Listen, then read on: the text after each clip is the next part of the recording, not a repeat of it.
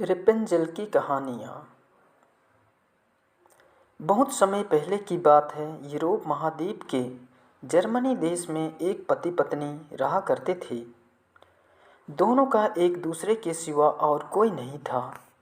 विवाह के कई वर्षों उपरांत भी उनकी कोई संतान नहीं थी। समय इस प्रकार से गुजर रहा था कि अचानक एक दिन स्त्री को अपनी कोख में संतान की अनुभूति हुई और गर्भावस्था के दौरान उनको कुछ इस प्रकार महसूस हुआ कि उसको रेपेंजेल नामक शाख खानी चाहिए। आसपास वह शाख कहीं भी उपलब्ध नहीं थी। पति पत्नी एक जादूगरनी के बगीचे के समीप ही रहते थे। पत्नी के मन की बात जब पति ने सुनी तो पति ने उससे वादा किया कि वह उसके लिए रेपेंजेल नाम की वह शाख साथ लेकर आएगा। बगीचे में चोरी से घुसकर उसने वह शाख अपनी पत्नी के लिए तोड़ी और यह क्रम कई दिनों तक चलता रहा। एक दिन बगीचे की मालकिन जादूगरनी ने, जिसका नाम डेम गोथेल था, उसे यह चोरी करते हुए देख लिया था और जादूगरनी ने पति को बंधक बना लिया। पति जादूगरनी के सामने बहुत गिड़गिड़ाया और अंततः जादूगरनी एक शर्त पर वह शाख उसकी पत्नी के लिए देने के लिए राजी हो गई। शर्त यह थी कि संतान के जन्म के बाद वह उसे जादूगरनी को सौंप देगा। मायूस मन से पति ने उसकी यह बात मान लिया और बच्चे के जन्म होते ही उसने जादूगरनी के हाथों अपनी पुत्री को सौंप दिया। जादूगरनी ने अत्यंत मनोयोग से उसकी पुत्री का पालन पोषण किया और उसका नाम उसी शाख के नाम पर रेपेंजेल रखा। रेपेंजेल एक अत्यंत रूपवती कन्या के रूप में धीरे धीरे विकसित होने लगी। उसके सुनहरे बाल और अद्वितीय रूप की चर्चा आसपास की जगह पर धीमी धीमी से फैलने लगी। कन्या के 12 वर्ष होते ही जादूगरनी डेम गोथेल ने उसको एक ऐसी मीनार में कैद कर दिया जिसमें ना तो कोई दरवाज़ा था और ना चढ़ने के लिए ही कोई सीढ़ी। इसमें एक ऊंचे स्थान पर एक कमरा था जिसमें कि केवल एक खिड़की थी। जादूगरनी अपनी जादुई शक्ति के माध्यम से छोटी बच्ची तक पहुंचती और हर दिन उससे मिलने के लिए दिन के समय जरूर जाती। इसी प्रकार से दिन बीतने लगे। वह बच्ची बड़ी होकर एक अत्यंत रूपवती स्त्री के रूप में विकसित हुई।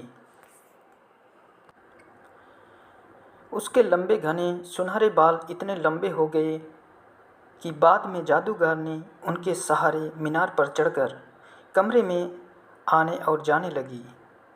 ये ऐसा करते वक्त वह रेपेंजेल को पुकारते हुए कहती, रेपेंजेल अपनी बालें गिराओ ताकि मैं तुम्हारे सुनहरे बालों पर चढ़कर ऊपर आ सकूं। समय इसी तरह से गुजरता गया और एक दिन किसी राज्य का राजकुमार घूमते घूमते उसी क्षेत्र में आ गया जहाँ पर रेपेंजेल उस मीनार में रहती थी। रेपेंजेल की आवाज़ में अद्वितीय मिठास थी। जब वह गाती थी तो जैसे समय ठहर जाता था।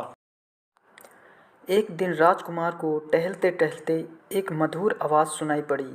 वह आवाज़ कहाँ से आ रही है यह जानने के लिए जब राजकुमार मीनार के पास गया तो उसे दिखाई पड़ा कि एक ऊंचे मीनार के ऊपर कमरे में एक सुंदर रूपवती स्त्री रहती है।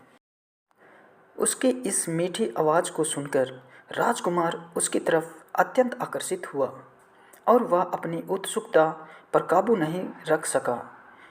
उसके मन में ठान ली कि वह इस बंद मीनार में रहने वाली स्त्री जिसकी आवाज़ इतनी मधुर है के विषय में जान के ही रहेगा। एक दिन जब दिन के समय जादूगरनी रेपेंजेल से मिलने के लिए आई तो उसने जादूगरनी को वह शब्द कहते और बालों के जरिए ऊपर चढ़ते हुए देख लिया। राजकुमार ने इसी प्रकार जब रात के समय रेपेंजेल को पुकारा तो उसने उसे आने के लिए मीनार के सहारे अपने बालों को लटका दिया। राजकुमार ऊपर जाकर रेपेंजेल से मिला। रेपेंजेल और राजकुमार एक दूसरे से प्रेम करने लगे थे। दोनों ने मिलते ही एक दूसरे को पसंद कर लिया था और वह एक दूसरे के लिए अतरंग सहचर बन गए थे। अतः राजकुमार ने रेपेंजेल के सामने विवाह का प्रस्ताव रखा। रेपेंजेल इस पर सहमत हुई और दोनों का मिलन जुलन धीमी धीमी बढ़ने लगा। जादूगरनी डेम गोथेल रोज दिन के समय रेपेंजेल को मिलने के लिए आया करती थी। राजकुमार और रेपेंजेल ने मिलकर एक योजना बनाई कि राजकुमार द्वारा दिए गए रेशम से रेपेंजेल एक सीढ़ी बनाएगी जिससे कि वह दोनों उस जगह से भाग सके। रेपेंजेल की मूर्खता के कारण जादूगरनी डेम गोथेल को राजकुमार के रेपेंजेल के पास आने और उसके गर्भवती हो जाने का पता चल गया। जादूगरनी डेम गोथेल ने रेपेंजेल को मीनार से बाहर निकाल दिया और जंगली जानवरों के बीच से जंगल में विचरने को अकेला छोड़ दिया और वह स्वयं उस मीनार के कमरे में जाकर छुप गई।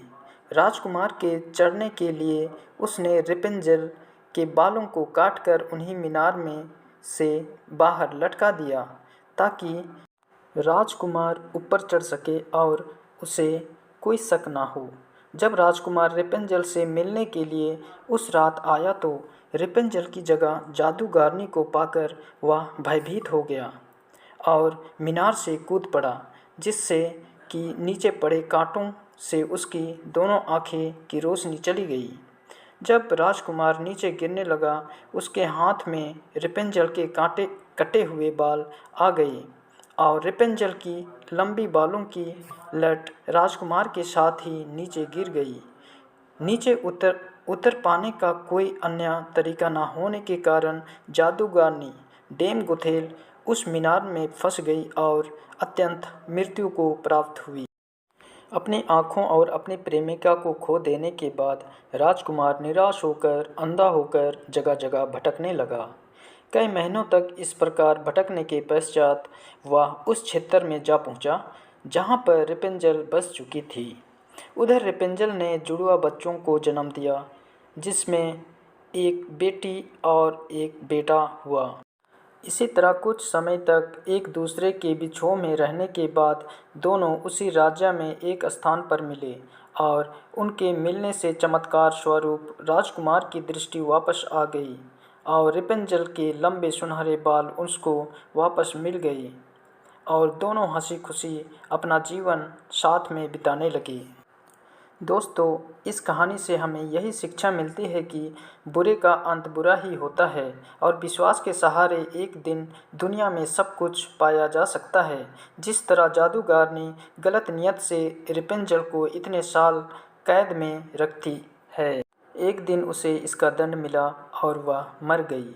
रेपेंजेल ने बचपन से ही उम्मीदें लगाई हुई थी कि उसे एक दिन कोई बचाने आएगा, उसकी खुशहाली भरी जिंदगी होगी। एक दिन उसके इस विश्वास को भगवान ने पूरा कर दिया।